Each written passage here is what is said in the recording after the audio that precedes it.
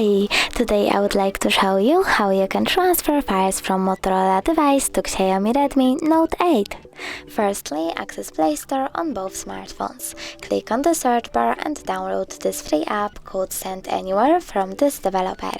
Then you need to open it.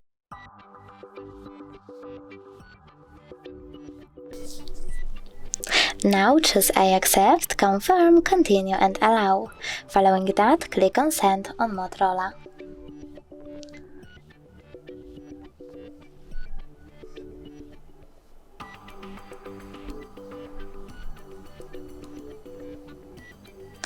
Go with Receive on XIAOMI and then you can click on all of those kind of dots on your Motorola device and just send in order to send all of your files. It will take some time though, so I will, for example, go into Photos category, select this one photo, tap on Send and click Got it. From here we have two ways to connect.